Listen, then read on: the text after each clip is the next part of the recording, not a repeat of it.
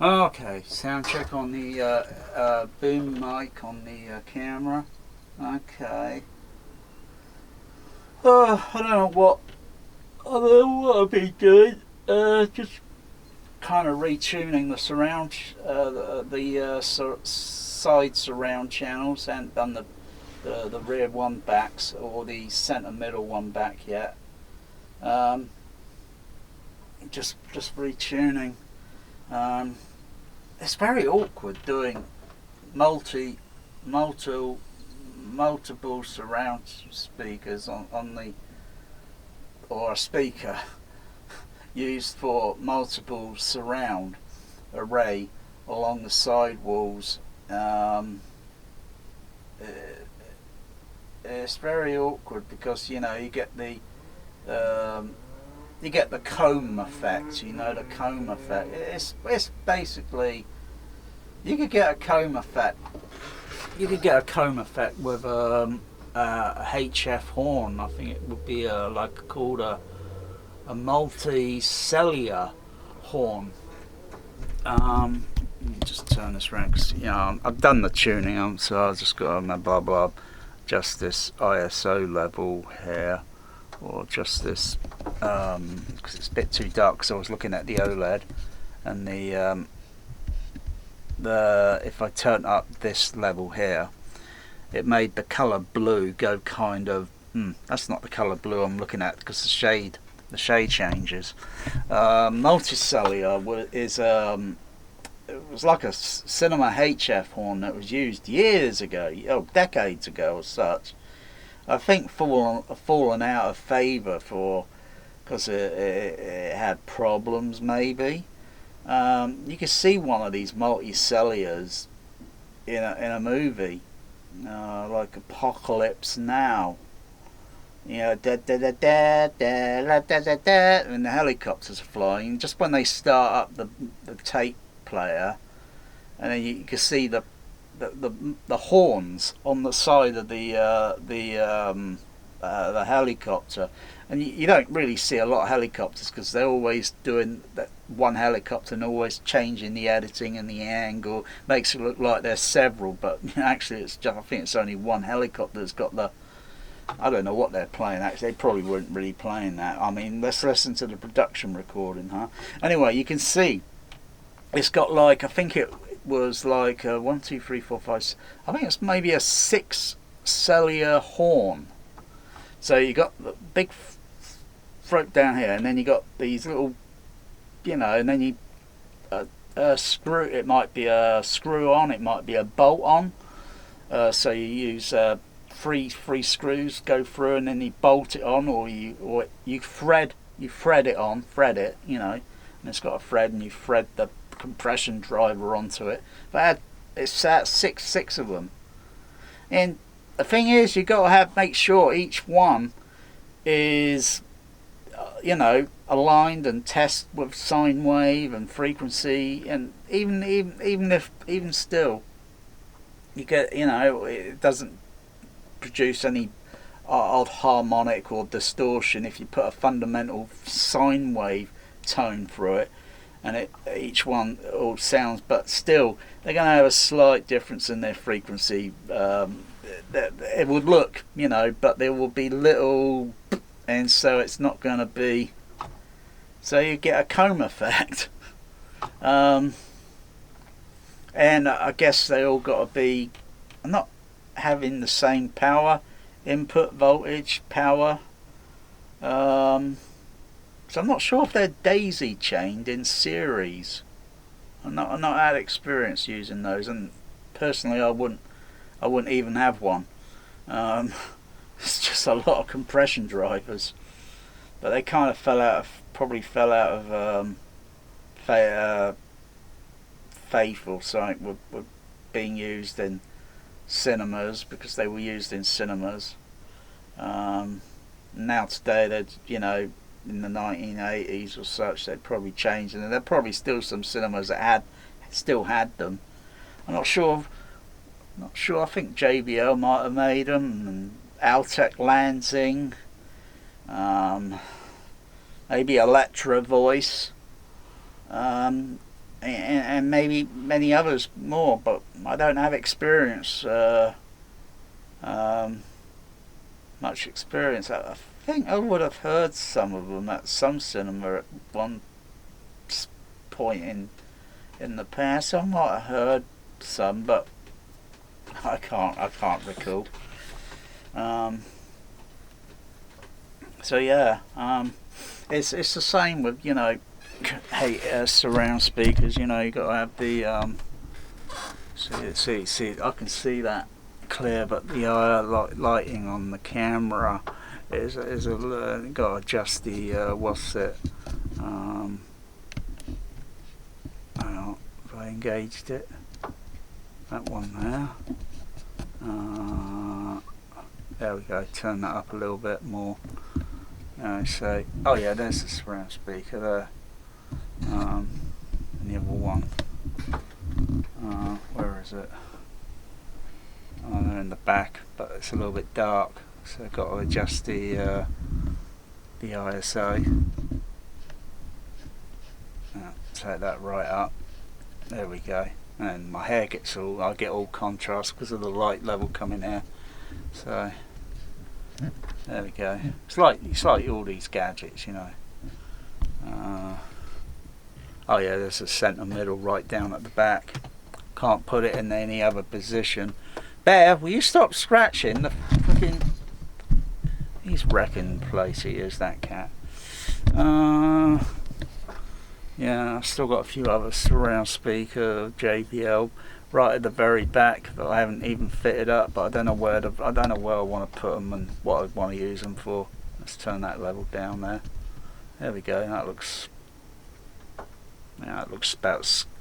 about right. Skin tone right. Maybe a shade more or such.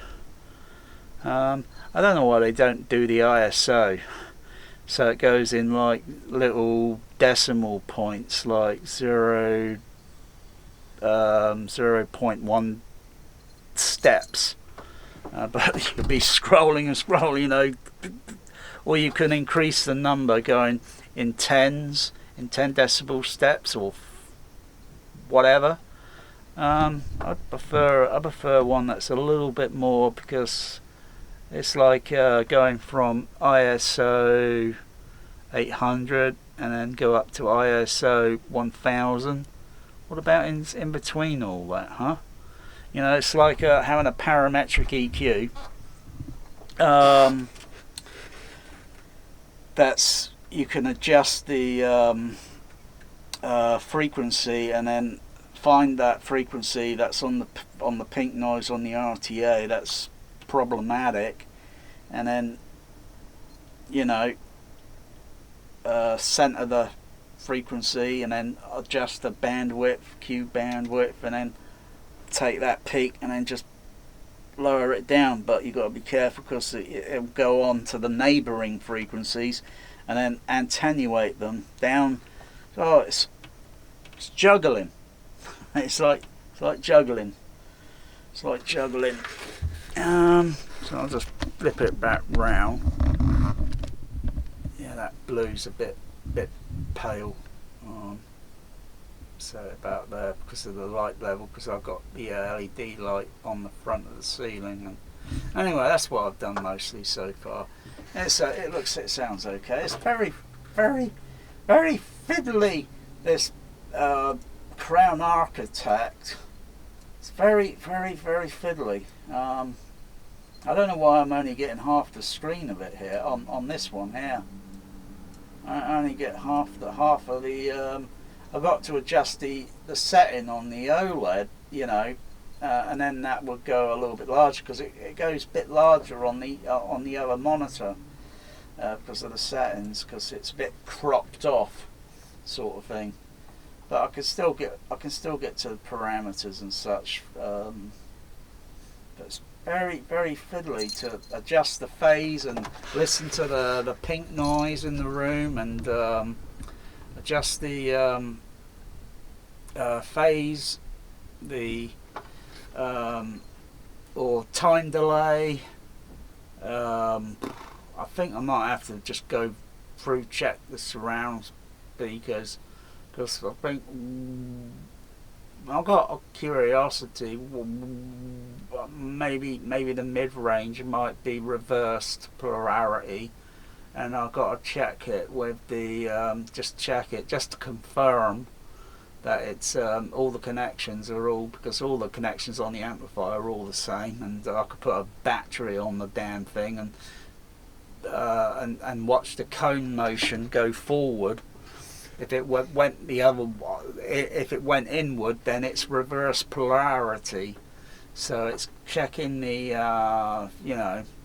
make sure everything's forward, because most people take for granted, oh yeah, this speaker's, but how do you know?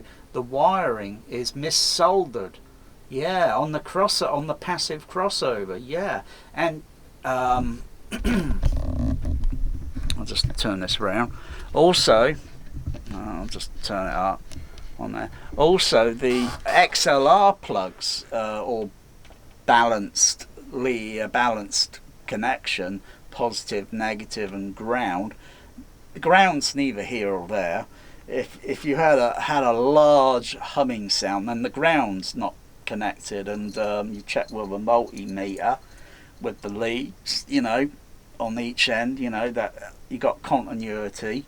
And if there wasn't any, then it can only be the plug. And if the plugs look okay with soldering, then there's a break in the cable somewhere. It happens, but sometimes likely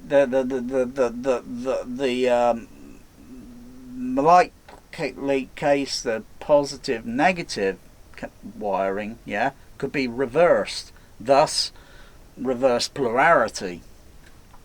You might notice a speaker that you play the bass tone there on the left, the center, the right, in common home cinemas. This isn't common here. This is 5 screen, and then you check the polarity, and then you notice, there's something wrong. That's weird. And all the speaker cables, everything's a-okay there. Yep, I come across that. I come across it, and then I had to think, well, I'm not going to reverse the polarity on the DCX, even though that's what the DCX is designed to do. So if you got those snags, you reverse the polarity.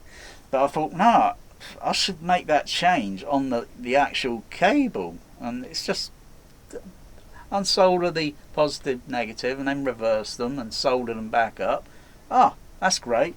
So that I see continuity, everything's positive, negative, positive phase, polarity.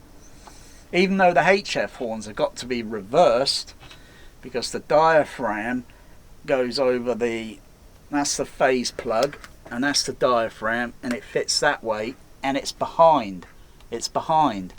Normally, that dome mid-range or mid-high range driver, diaphragm or such, would be on a speaker, and it's facing this way, so the dome shape is coming out this way.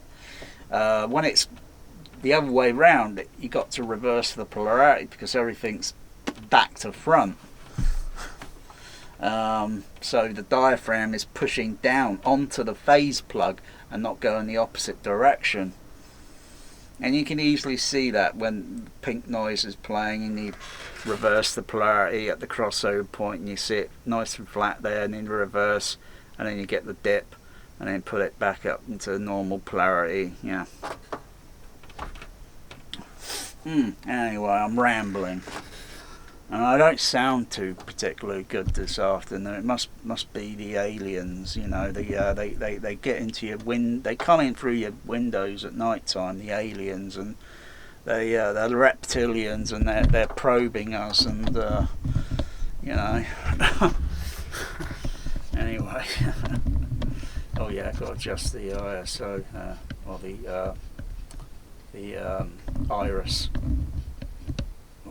There we go, see, blue there now looks correct to more or less what I'm seeing. So yeah, got to adjust these things,